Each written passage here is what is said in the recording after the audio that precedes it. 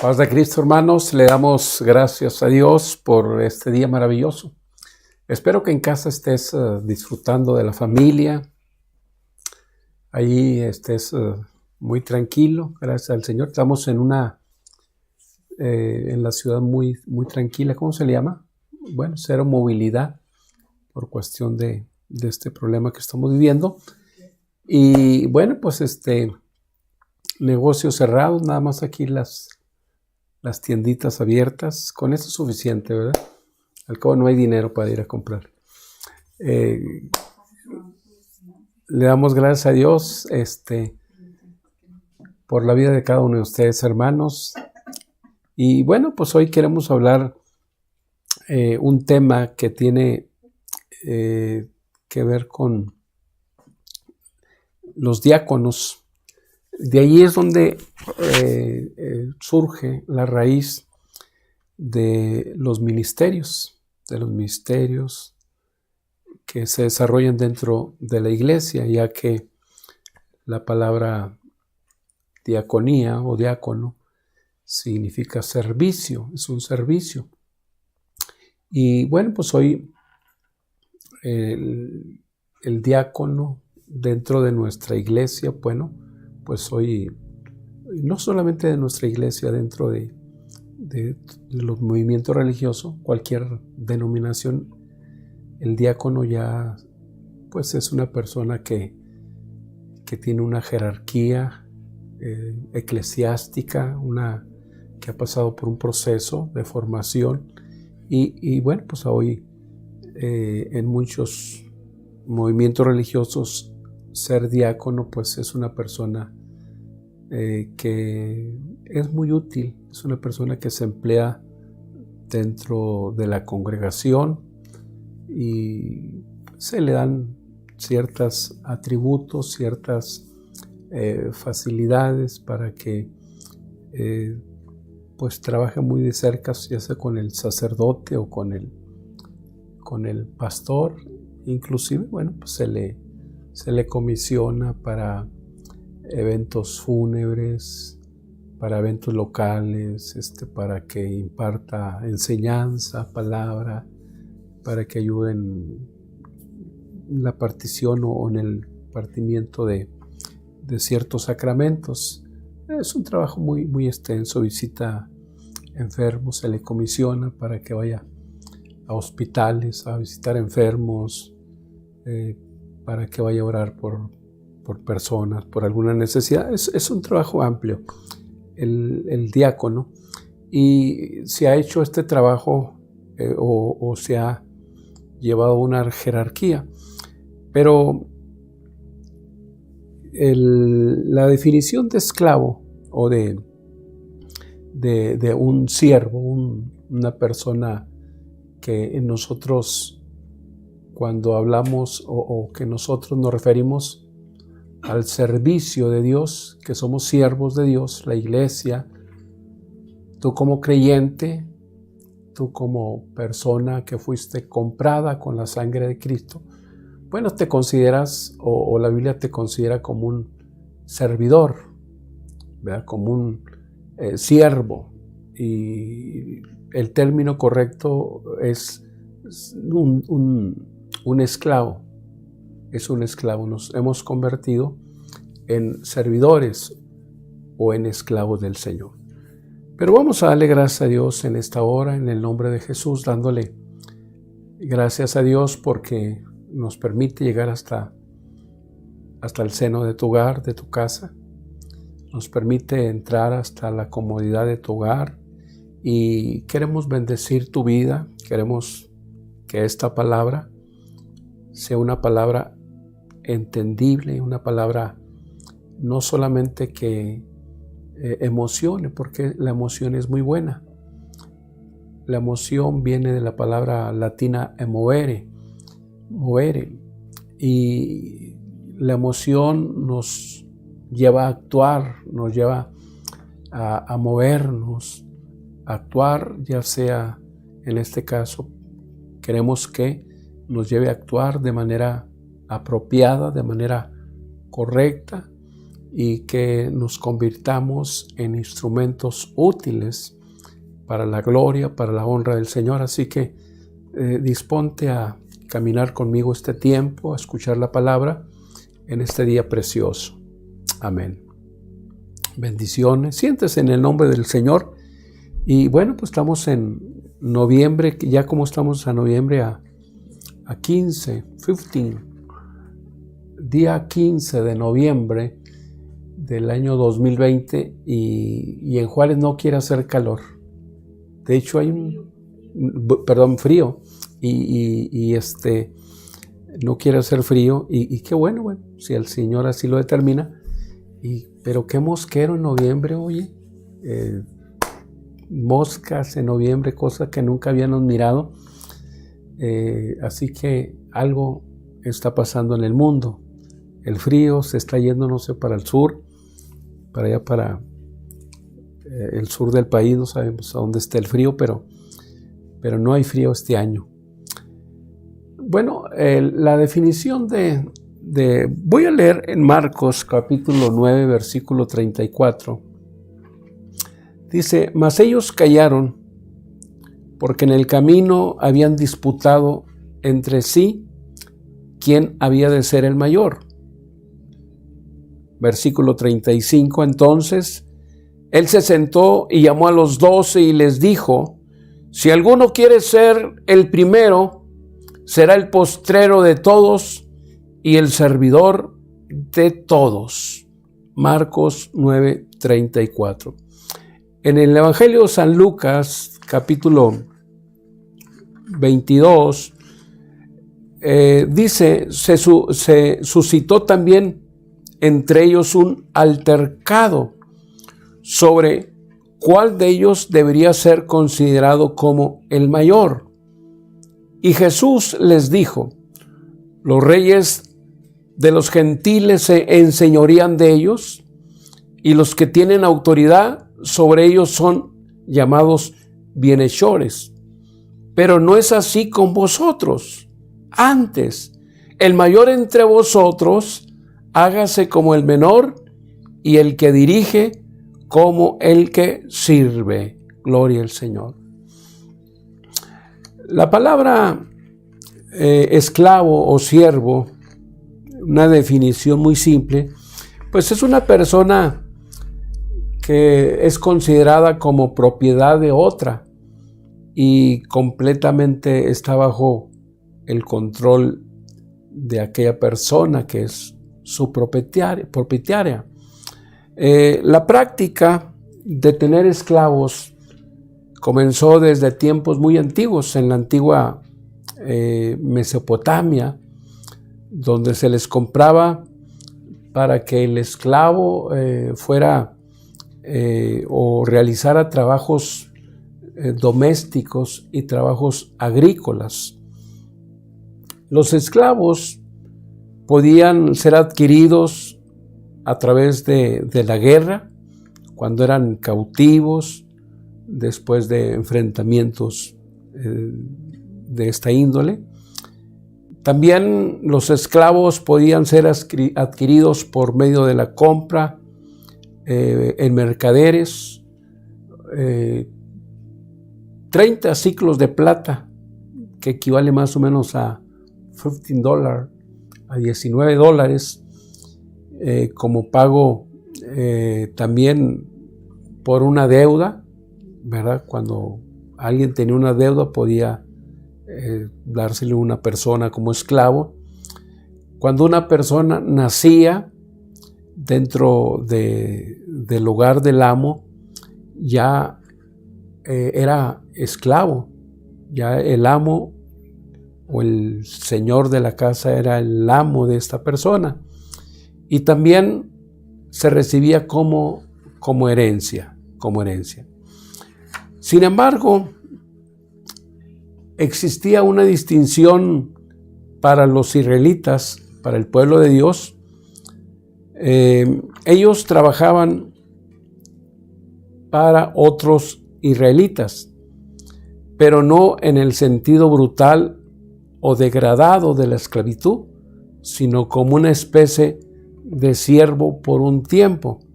De acuerdo al libro de Deuteronomio, capítulo 15, versículo 12 en adelante, al 18, el pueblo de Dios o los israelitas, ellos deberían de trabajar por un lapso de 6 años, y en el 7º año, entonces ellos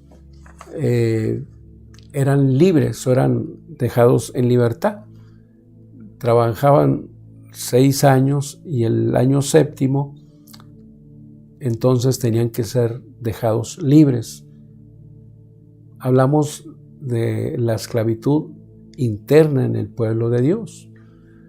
Dios nunca ha estado de acuerdo con la esclavitud. Inclusive la Biblia lo dice: y conoceréis la verdad, y la verdad os hará libre. Allá en el Evangelio de San Juan 8, 32 y 36. Así que si el Hijo os liberare, seréis verdaderamente libres. De manera que la libertad o el Señor, Él nunca ha estado de acuerdo con la esclavitud. Nunca. Por eso Él vino a liberarnos. Entonces, este relato que tenemos nosotros, que acabamos de leer de San Marcos, vamos a seguir. La palabra siervo o diáconos es la raíz de los ministerios. ¿De cuáles ministerios? Los ministerios que aparecen en el primer libro de Corintios. Los ministerios que el Señor ha colocado o ha repartido a la iglesia, que ha repartido sus dones, sus ministerios. Acuérdese, en el libro de Efesios, el capítulo 4, el versículo 11, dice: y Él mismo constituyó a unos apóstoles, a otros profetas, a otros evangelistas, a otros pastores y maestros, o doctores y maestros, para el perfeccionamiento de la iglesia. De manera que entonces, en la antigüedad, el diácono pues era una persona que pues servía, atendía la mesa, atendía la vianda de sus amos. Y en el capítulo 6 de los Hechos vemos nosotros allí la aparición de los primeros 7 servidores o 7 diáconos.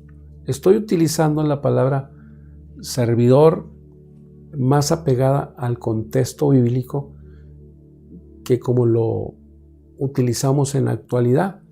Cuando hablamos de un diácono, pues hablamos de una persona ya con una jerarquía en el tiempo actual.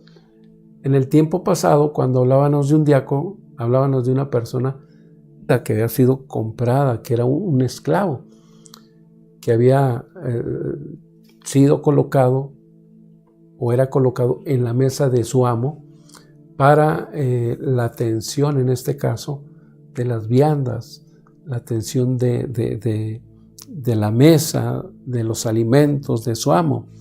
Entonces, estamos hablando del libro de los Hechos, el capítulo 6, de estos judíos que pues eran judíos que eran o que habían nacido, tenían una doble nacionalidad, habían nacido, aunque eran hijos de padres judíos, pero habían nacido dentro del imperio griego, y pues ellos fueron seleccionados en el capítulo 7, capítulo 6 de los Hechos, para la atención, para atender las necesidades de las viudas de origen griego, que eran judías, pero de origen griego, que al parecer habían sido desatendidas.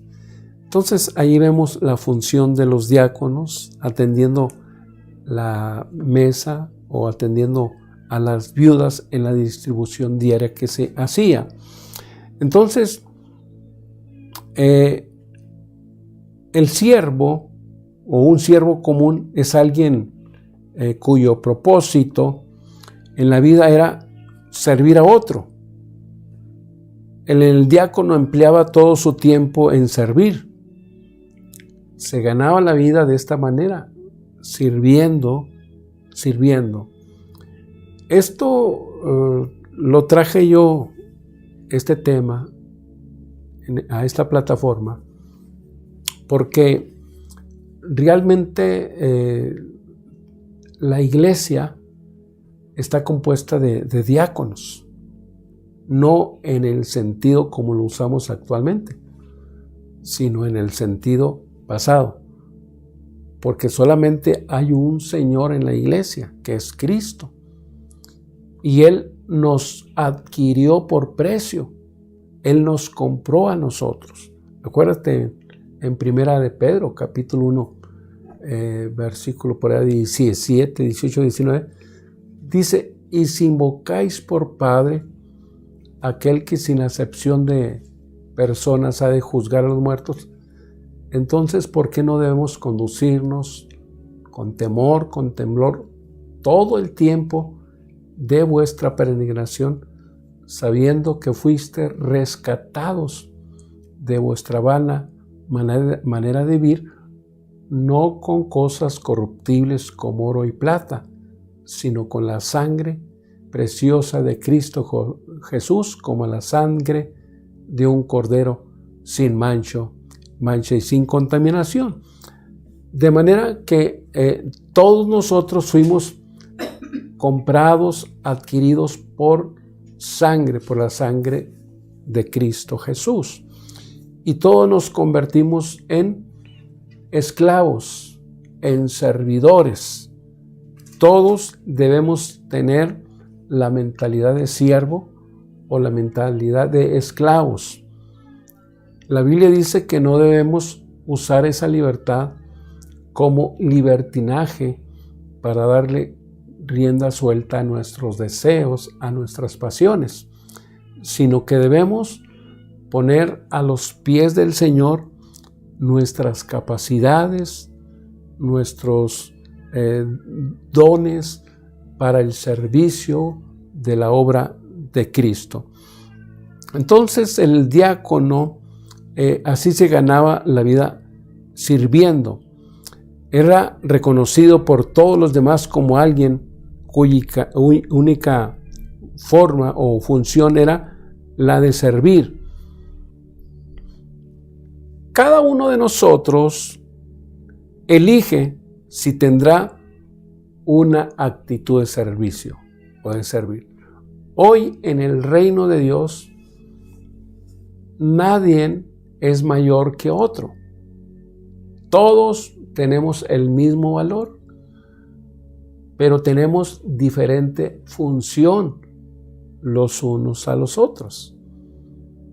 A unos el Señor los constituyó apóstoles, a otros son profetas. Apóstol es uno que ha sido enviado, el profeta es uno que habla a través de otro, o el Señor habla a través del profeta, es uno que se convierte en ambos. Apóstoles, profetas, evangelistas, pastores. El Señor nos colocó en diferente función a cada uno, pero todos fuimos comprados con la misma sangre, todos tenemos el mismo valor, pero ejercemos diferente función en el cuerpo de Cristo, que es la iglesia. Por eso, cada uno de nosotros debe elegir, ¿verdad?, la actitud. ¿Qué actitud vas a tomar ahora que eres un siervo? Vas a tomar una actitud de servicio, ¿verdad? Como un esclavo que ha sido comprado por Cristo, para el engrandecimiento del reino, o simplemente te vas a convertir en una persona que no va a tomar una actitud de servicio. La Biblia dice en 2 Timoteo 2:20 y versículo 21, pero en una casa grande no solamente hay utensilios de oro y de plata, sino también de madera y de barro, y unos son para usos honrosos y otros para usos viles. Así que si alguno se limpia de estas cosas, será instrumento para honra, santificado, útil al Señor y dispuesto para toda buena obra. 2 Timoteo capítulo 2, versículo 20 y 21. Esta casa grande, de la cual nos habla el apóstol Pablo, es la casa de Dios. En una casa grande se está refiriendo a la casa de Dios, a la iglesia de Dios. La iglesia que está edificada sobre el fundamento, de acuerdo a Efesios 2:20, sobre el fundamento de apóstoles y profetas, siendo la principal piedra del ángulo Jesucristo mismo, de acuerdo a Efesios 2:20. Esta casa de Dios edificada sobre el fundamento firme de la fe en el Señor, de acuerdo en el Señor Jesucristo, de acuerdo a 1 Corintios capítulo 3, versículo 11 y versículo 12. Aquí. Entonces, esta casa está edificada sobre el fundamento firme de la fe en el Señor Jesucristo. Así que cada creyente es o se convierte en un utensilio en la casa de Dios. Este utensilio depende de cada creyente, de la actitud de servicio. Hay utensilios, decía Pablo a Timoteo, de oro y de plata, pero también hay de madera, hay de barro. Unos son para usos honrosos y otros para usos viles en la casa del Señor. Así que cada creyente se convierte en un utensilio en la casa de Dios, en la iglesia. No es Dios el que forza al hombre al servicio. Dios, Él ve el corazón del creyente y Él deposita su gracia. Él hace el llamamiento a cada creyente de acuerdo al corazón de cada persona. Dios lo llama, lo limpia, lo trae a su camino, pero el creyente es el que tiene que tomar la iniciativa de servicio. El creyente es el que tiene que empezar a limpiar. No es Dios el que va a limpiar al creyente. Es el creyente el que tiene que anhelar ser utilizado por Dios y debe disponerse a limpiar su corazón guardando la palabra. Debe vivir en amor, en santidad, para que Dios entonces lo utilice como un instrumento, como un utensilio de honra, porque hay utensilios para usos comunes. Es Dios el que decide, una vez que el creyente se limpia, una vez que el creyente hace conciencia de que es un servidor, de que es un esclavo de Cristo, que su vida ahora ya no le pertenece, Y en base a ese deseo, tiene que empezar a limpiar su corazón, su vida, a guardarse en el temor de Dios. Cuando Dios ve que el hombre se empieza a apartar, que el hombre anhela servirle, que anhela crecer en el reino de Dios, Dios lo utilizará de acuerdo a su voluntad, para un uso común o para un instrumento de honra, ya sea un instrumento de oro o de plata. En palabras más entendibles, quizás Dios vaya a derramar sobre ti dones de milagros, de sanidades. Dios te va a dar un ministerio de evangelista, no sé, a nivel internacional, o Dios te va a hacer, ¿verdad?, una persona con muchos dones, pero cada creyente se convierte en ese instrumento. Dios entonces nos da a todos a elegir qué clase de utensilios habremos de ser. Si seremos de uso común, entonces Dios nos usará en tareas comunes.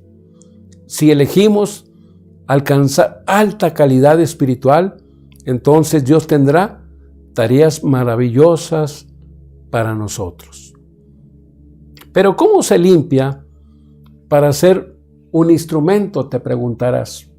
¿Qué tengo que hacer? ¿Qué tengo que hacer yo para convertirme en un instrumento que Dios utiliza?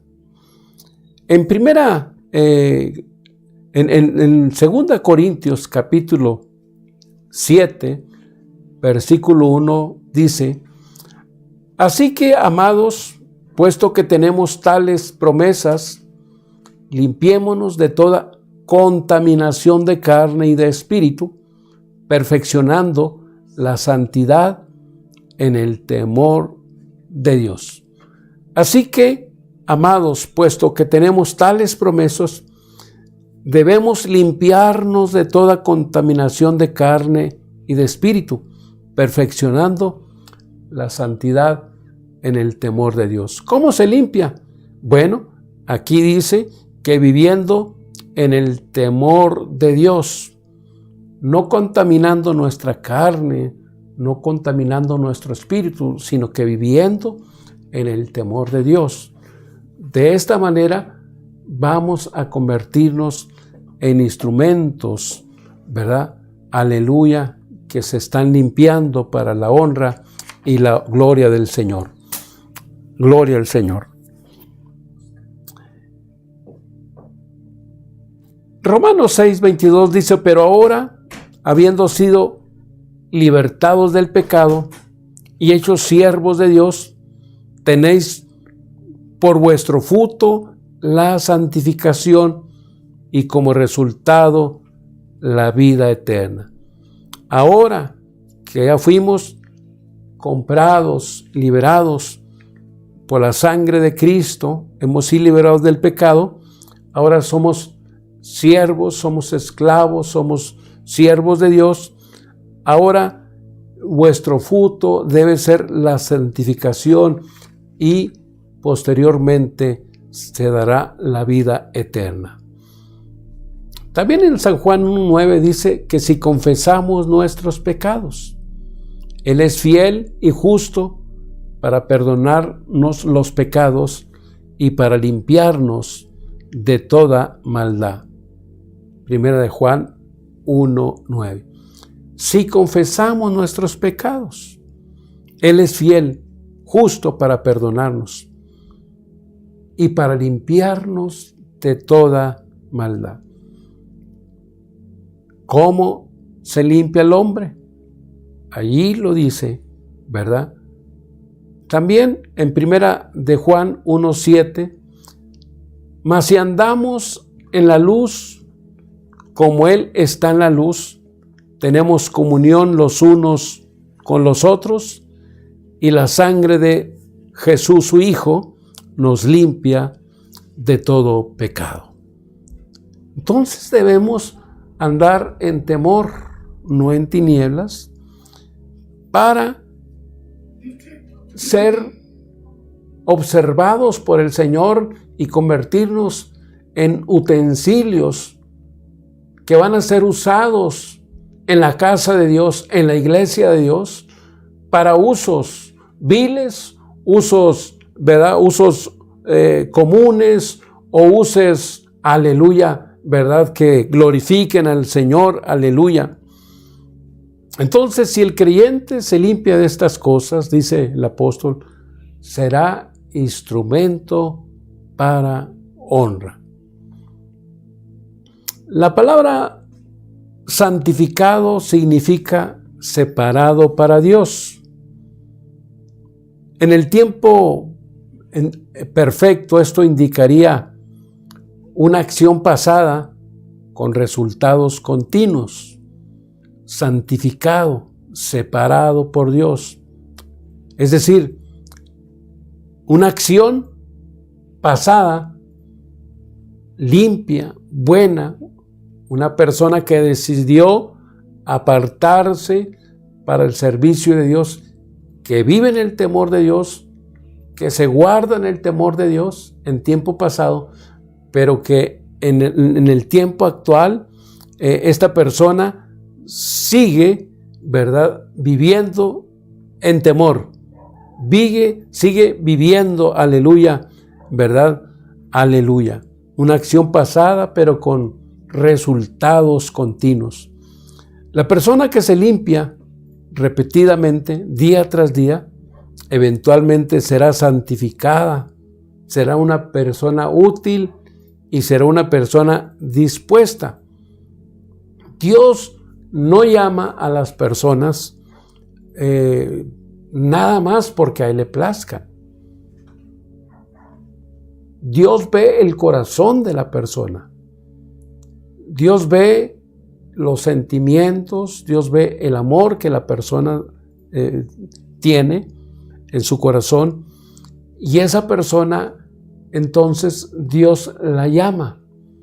Es una persona que clama, que se aparta del temor de Dios, vive en el temor de Dios, que le sirve al Señor, quiere ser usado, y Dios entonces la llama. Es una persona que tiene en el pasado el temor de Dios, que le está sirviendo, pero que día tras día está confesando, está pidiéndole a Dios que lo limpie, que lo use, y se aparte de Dios, sigue adelante. Por eso día tras día esta persona se limpia, clama a Dios. Esta persona será entonces útil y dispuesta. La palabra útil significa que es una persona funcional, que es una persona servible.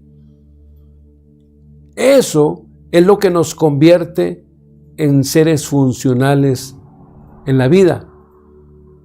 La confesión y la limpieza seguidas de crecimiento, ¿verdad?, para ser útil. ¿Por qué el apóstol Pablo hablaba, ¿verdad?, de sus colaboradores? Hablaba de ellos que le eran útiles.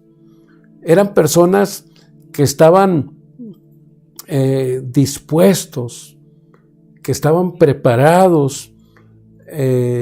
No era que se iban a preparar, sino que ya estaban viviendo en el temor de Dios, que estaban creciendo bajo la palabra de Dios y que estaban allí dispuestos, eran útiles, ¿verdad?, para que echaran manos de ellos. Eran personas que ya no había que trabajar mucho con ellos, estaban dispuestos, preparados en la brecha para servir.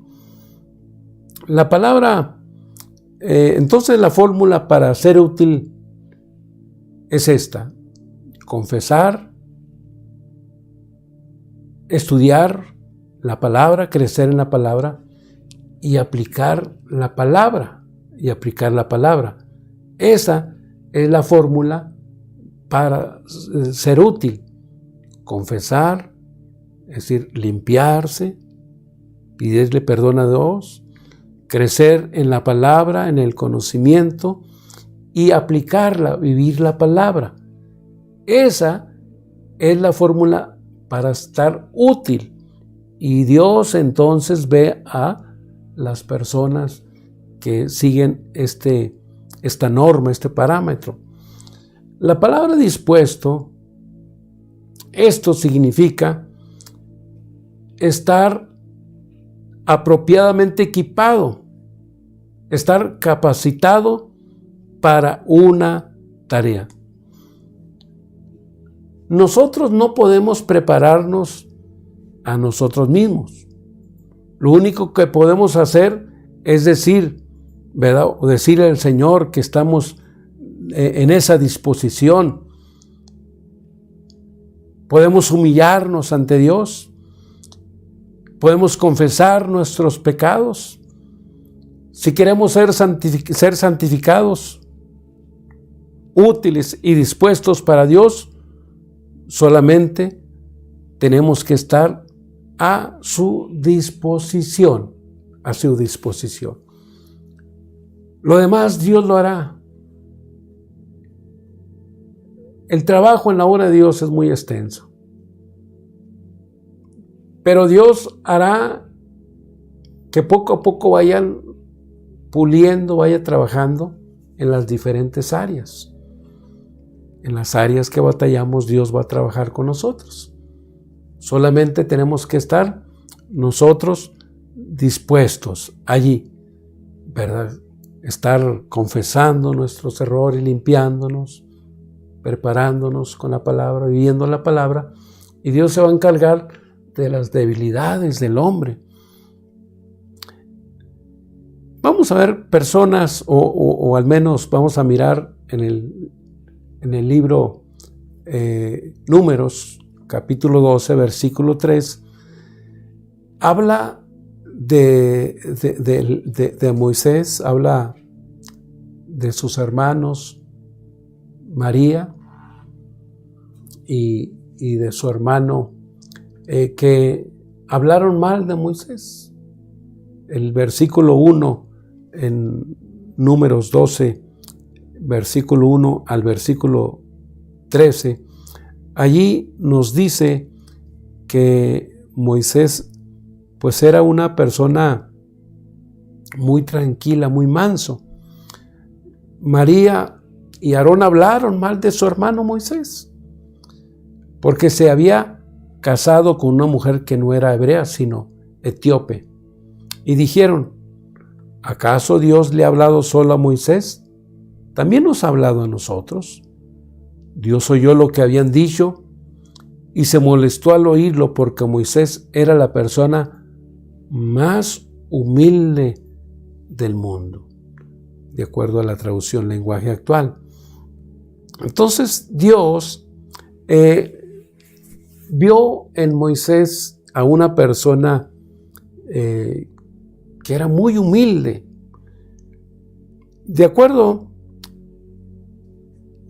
para Moisés estar a disposición de Dios significaba negarse a sí mismo y pasar por grandes sufrimientos para realizar el plan de Dios.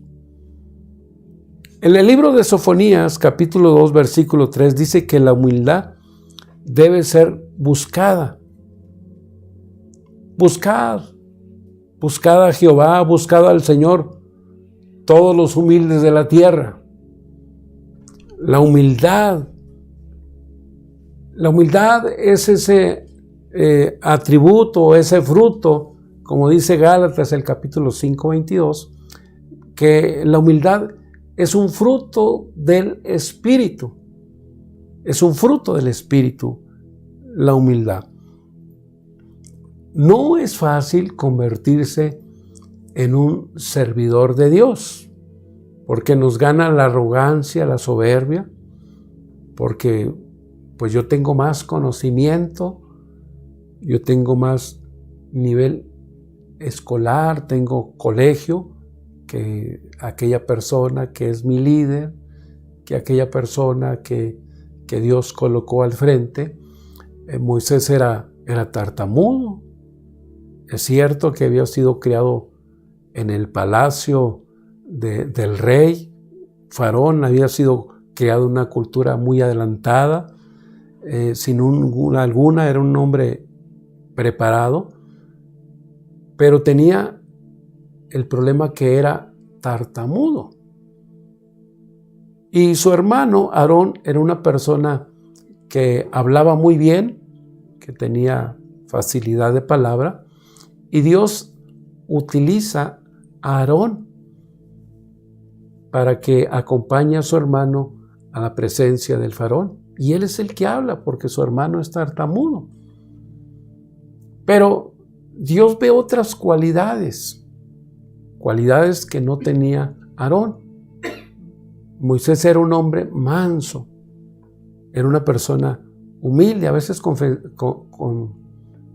nosotros confundimos a una persona que no le gusta asearse, ¿verdad?, con la humildad. No, esa es una persona mugrosa.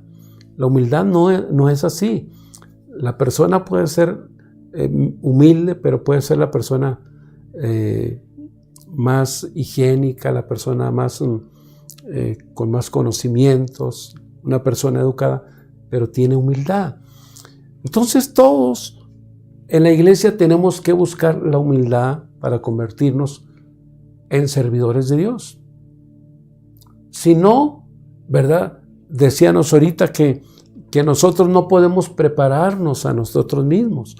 Es el Espíritu de Dios el que nos prepara para el servicio a sus fieles, para el servicio dentro de su iglesia, dentro de la congregación. Es el Espíritu Santo. Por eso el profeta Joel dijo: y sobre mis siervos y sobre mis siervas derramaré de mi Espíritu Santo. Porque para servir en la casa de Dios se necesitan las virtudes de Dios, se necesita el fuego de Dios, se necesita el toque de Dios, se necesita la presencia de Dios, se necesita el fuego de Dios para quebrantarse delante de Dios, para que Dios lo convierta.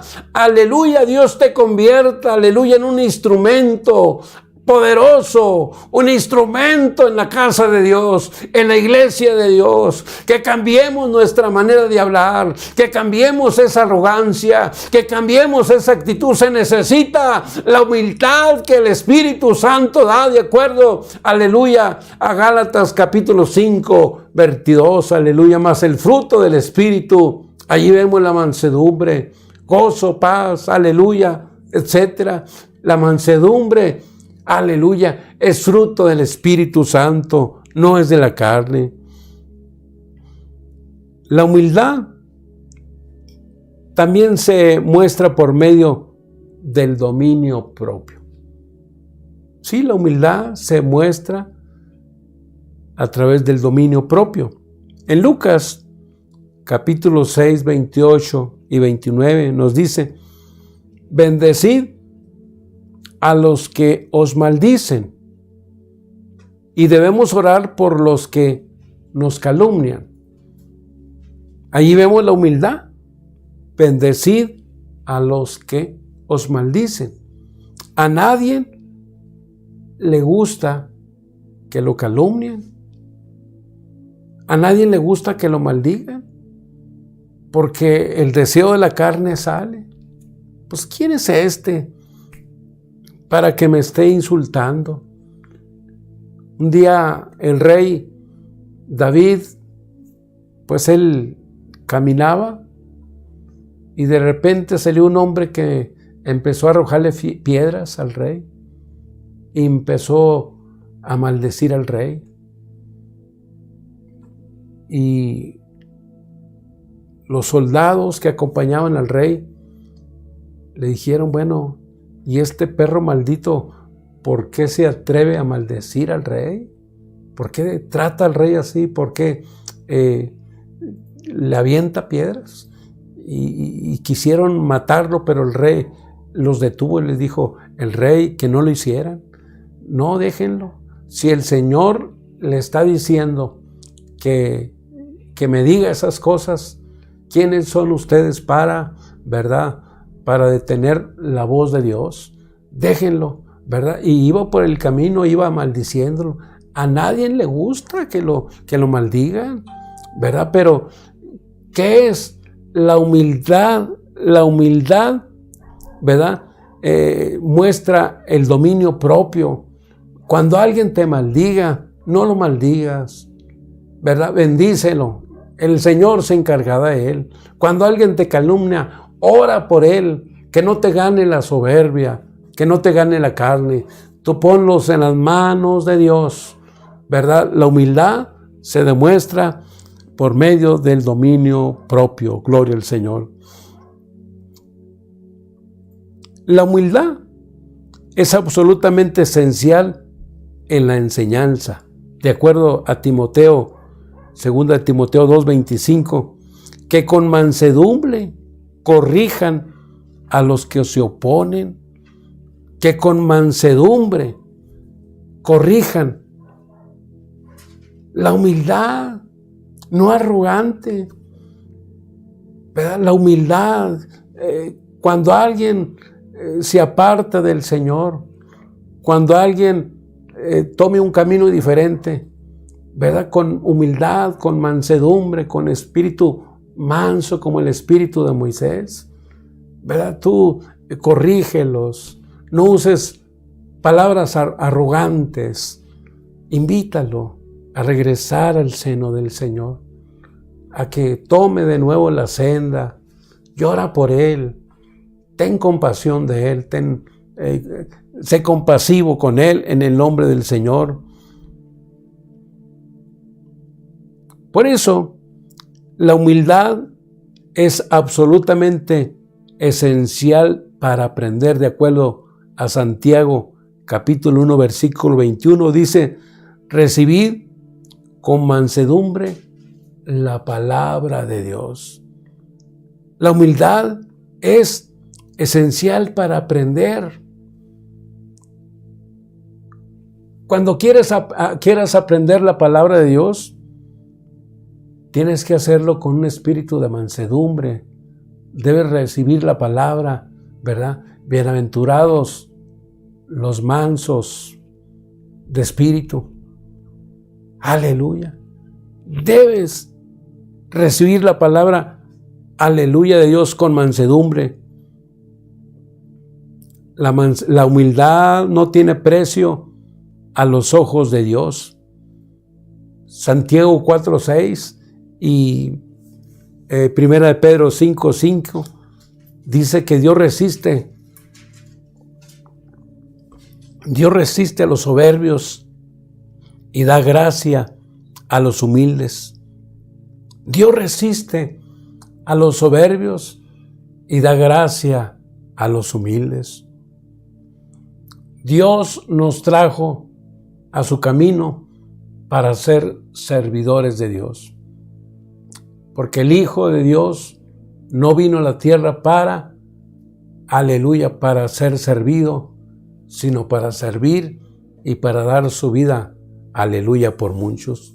Entonces, la humildad es maravilloso. La humildad, el Señor lo dijo allá en San Mateo, aleluya, me parece versículo 29, capítulo 11, versículo 29. Aprender de mí, que soy manso y humilde de corazón, y hallaréis descanso para vuestras almas. Entonces, hermanos, Dios resiste a los soberbios, los servidores, la iglesia de Cristo, aquel que quiera convertirse en un utensilio, aleluya, de oro, de plata. Aquel que quiere ser usado por el Señor debe quitarse lo soberbio. Dios resiste a los soberbios, pero da gracia a los humildes. Debemos acercarnos, debemos aprender de Dios.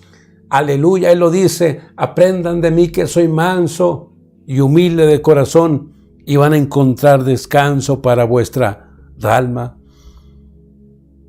Aleluya. La humildad es el camino, aleluya, ante los ojos de Dios. La humildad es el camino correcto para llegar, para acercarse a los ojos de Dios.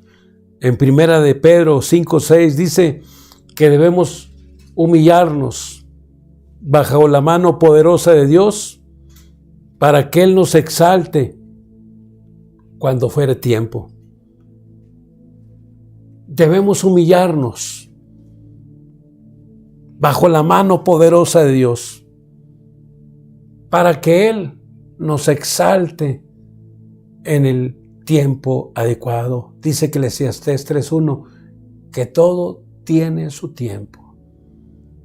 Cuando Dios, aleluya, ve al hombre humillado, cuando Dios ve, aleluya, al hombre, aleluya, ¿verdad? Como dice la Escritura, aleluya. Dice que así como la gallina junta sus polluelos bajo sus alas, así el Señor quiere vernos a nosotros. Dice, como la gallina junta sus polluelos, así quise juntarte, pero no quisiste. La declaración del Señor a su pueblo. Así debemos humillarnos nosotros debajo de la mano del Señor. Este es un tiempo para humillarnos debajo de la mano del Señor. Debajo de sus alas debemos humillarnos. Debemos gozarnos. Debemos, aleluya, aleluya, declarar sus bendiciones. En nuestro hogar debemos humillarnos delante de Dios. Dale gracias a Dios. Aleluya, porque nos tiene bendecidos. Porque Ciudad Juárez está bendecido. Aunque la ciudad está paralizada, porque este no es un toque de queda. La ciudad está paralizada. Aleluya. Son acciones para frenar, ¿verdad?, este contagio, pero no es un toque de queda. Mas, sin embargo, hermanos, a pesar de que la industria maquiladora, a pesar que los negocios están cerrados, hay pan en nuestros hogares, hay alimento en nuestro hogar. ¿Quién puede decir que no, que le falta el pan? Aleluya. Habrá necesidades, sí, pero Dios las suple. Dios suple las necesidades. Difícil situación para los hermanos que están viviendo. Y hoy nacionalmente me pedían, aleluya, que juntara una ofrenda para los hermanos que están bajo agua en Tabasco, más que nada en Tabasco, aleluya, que están, aleluya, en la calle, en la miseria, se quedaron sin nada, aleluya. Ellos están pasando situaciones difíciles. Por eso debemos humillarnos bajo la mano poderosa del Señor, para que nos exalte cuando Él fuera tiempo, gloria al Señor, porque Él conoce nuestras necesidades. Él conoce tu necesidad. Él conoce los problemas por los cuales estás atravesando. Para Él no son desconocidos. Aleluya. La humildad tiene un ejemplo perfecto, aleluya, en el Señor Jesús. En el libro de Isaías 53, versículo 7, allí nos habla, aleluya, gloria al Señor. El libro de Isaías, capítulo, aleluya, 53, versículo 7, en el nombre del Señor Jesucristo.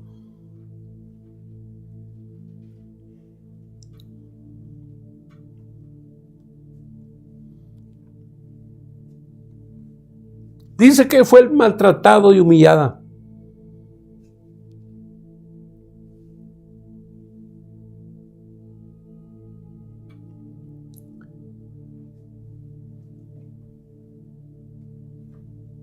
Voy a leer en esta versión para que. Angustiado él y afligido no abrió su boca. Como cordero fue llevado al matadero, y como oveja delante de sus trasquiladores enmudeció y no abrió su boca.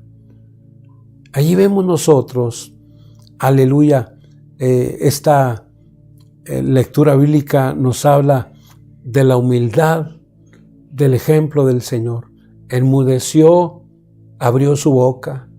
En Filipenses 2, versículo 5 dice: haya en vosotros este sentir que hubo también en Cristo Jesús, el cual, siendo en forma de Dios, no estimuló el ser igual a Dios como cosa que aferrarse, sino que se despojó a sí mismo, tomando forma de siervo.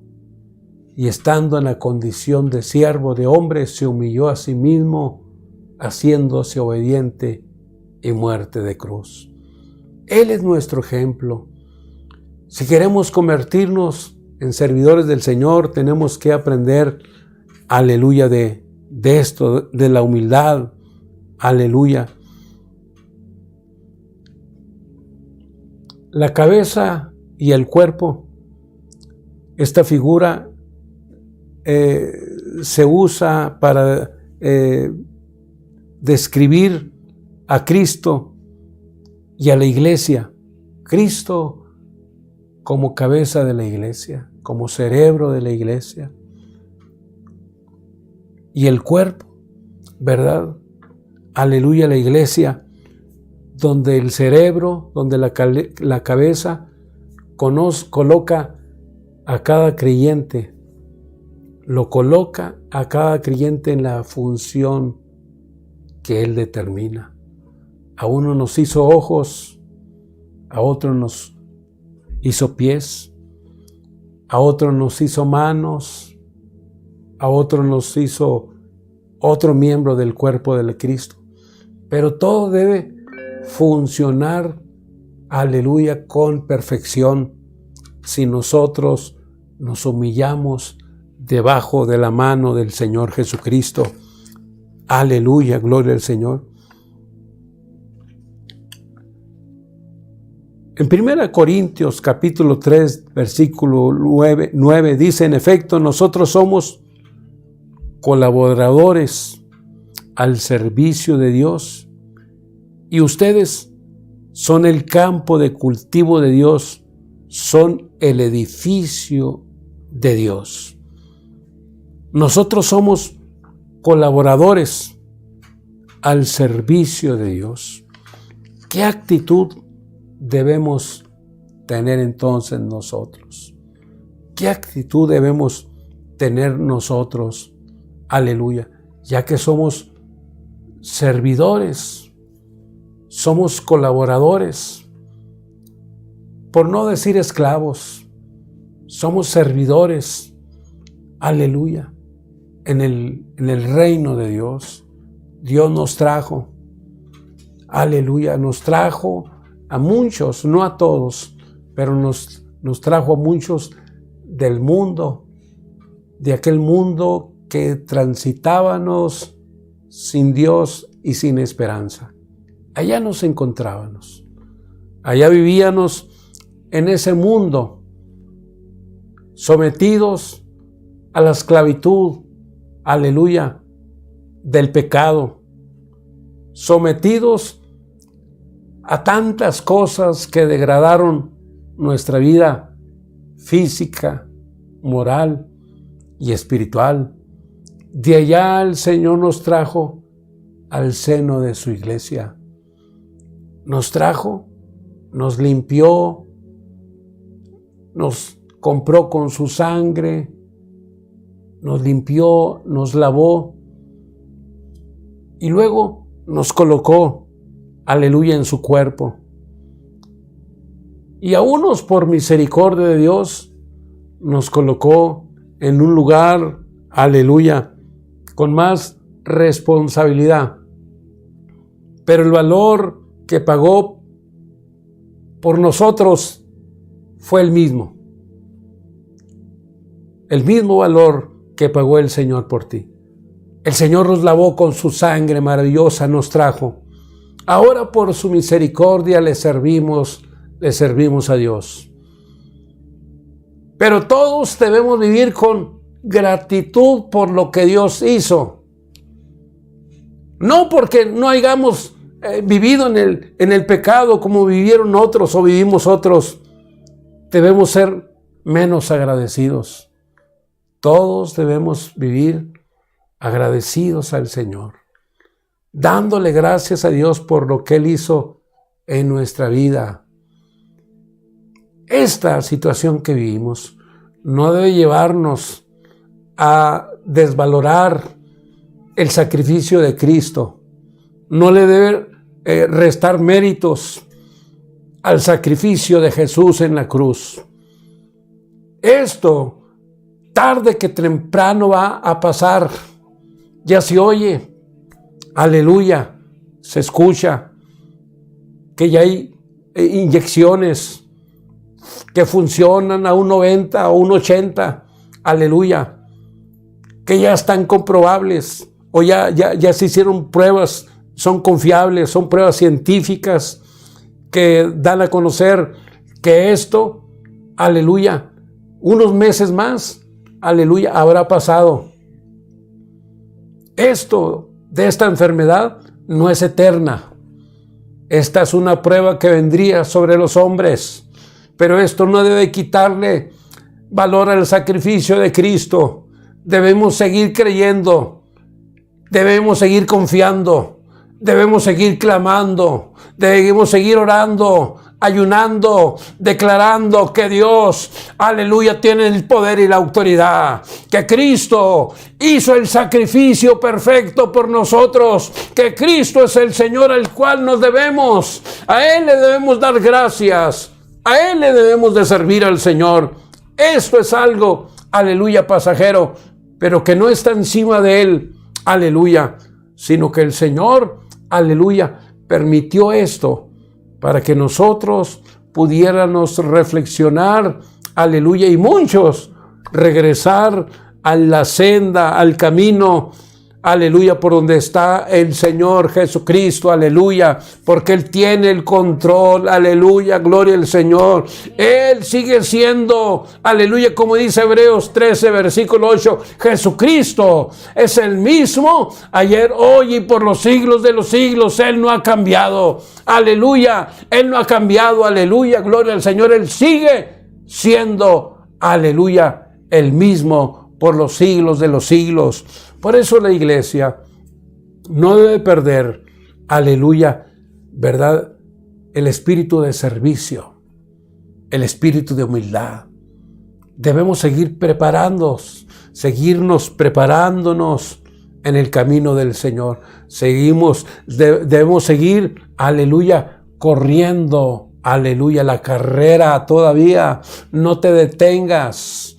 No te detengas, sigue corriendo la carrera. Todavía no llegamos a la meta, todavía no llegamos al premio del supremo llamamiento. Iglesia, avanza, iglesia, sigue en el nombre del Señor. No te detengas, no dejes la oración, no dejes la palabra de Dios, no dejes de hablar a Cristo. Sigue adelante, sigue en el nombre del Señor, no te detengas. El Señor es nuestro Redentor. Yo sé que mi Redentor vive, dijo Job. Sigue adelante en el nombre de Jesucristo. Sigue limpiándote, sigue santificando, sigue clamando al Señor, aleluya.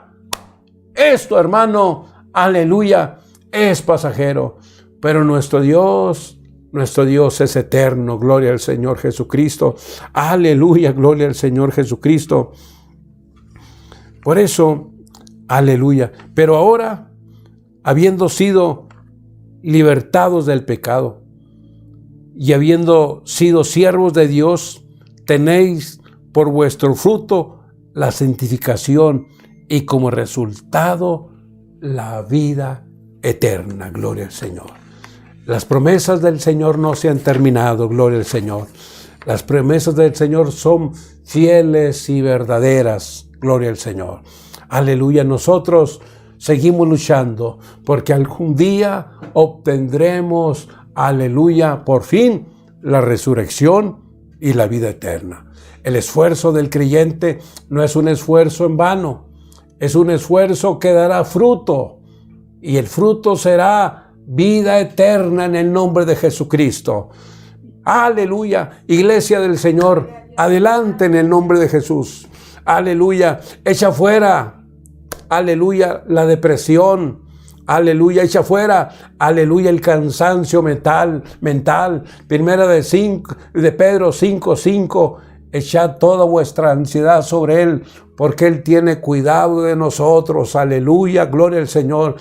San Mateo 11:28 dice: venid a mí, todos los que estéis trabajados y cansados, que yo los haré descansar. Aleluya. Llevad mi yugo sobre vosotros y aprended de mí, que soy manso y humilde de corazón, y hallaréis descanso para vuestras almas. Aleluya. Jeremías 33:3 dice: clama a mí, yo te responderé y te mostraré cosas grandes y ocultas que tú no conoces. Aleluya, gloria al Señor. Jóvenes, acuérdense, aleluya, del Salmo primero. Bienaventurado el varón que no anduvo en consejo de malos, ni en silla de escarnecedores se ha sentado, sino que en la ley de Jehová está su delicia, y en esa ley medita de día y de noche. Será como árbol plantado junto a aguas de reposo, que dan su fruto en su tiempo, y su hoja no cae, y todo lo que hace prosperará. Joven, aleluya, adelante en el nombre del Señor. Aleluya. Tómate de la mano del Señor, tómate del poder de Dios. Aleluya. Sigue adelante en el nombre de Jesús. No te detengas, sigue adelante en el nombre de Jesús, que nuestro Dios es fiel y verdadero. Aleluya, gloria al Señor. El libro de Eclesiastés dice: acuérdate de tu Creador. Joven, acuérdate de tu Creador. Aleluya. Acuérdate del Señor. Aleluya. Antes, aleluya, que vengan esos días en los cuales digas: no tengo contentamiento. Gloria al Señor. Alaba al Señor, adóralo. Iglesia del Señor, alaba al Señor, alábalo, adóralo, adóralo, adóralo al Señor. El Señor vive. El Señor no ha muerto. El Señor vive y vive por los siglos de los siglos. El Señor vive. Aleluya. Adóralo. El Señor, Él vive. Nuestro Dios vive. Gloria al Señor. Él tiene el control de todo. Él tiene el control de todo. Aleluya. Quiero invitarte en el nombre del Señor. Aleluya. Allí donde estás, en tu casa, en tu hogar, ahí levanta las manos. Aleluya. Cuando levanto mis manos, comienzo a sentir el fuego. Así levantaba las manos Moisés cuando fueron atacados en el desierto. Levantaba sus manos y bajaba la gloria de Dios. Y comenzaba a ver victoria en el pueblo de Dios. Comenzaba a ver, aleluya, vencer. Comenzaban a avanzar en el nombre de Jesús. Así levanta tus manos en casa, gloria al Señor. Cuando levanto mis manos, comienzo a sentir el fuego, gloria al Señor. Levanto mis manos, aleluya, aunque tenga 1000 problemas, gloria al Señor. Él no ha cambiado. El Señor no ha cambiado. El Señor tiene la solución a nuestros problemas, a tus problemas. El Señor tiene la solución. Levanta las manos y adora al Señor. Aleluya. Alábalo el Señor. Él es nuestro Rey, nuestro Dios. Él es eterno. Él vive y vive y vive en el nombre precioso de Jesús. Él vive. Gloria al Señor. Aleluya. Aleluya. Gloria al Señor. Aleluya. De mi parte, que Dios te bendiga y sigue adelante en el nombre del Señor. Sigue alabándolo en el nombre de Jesucristo.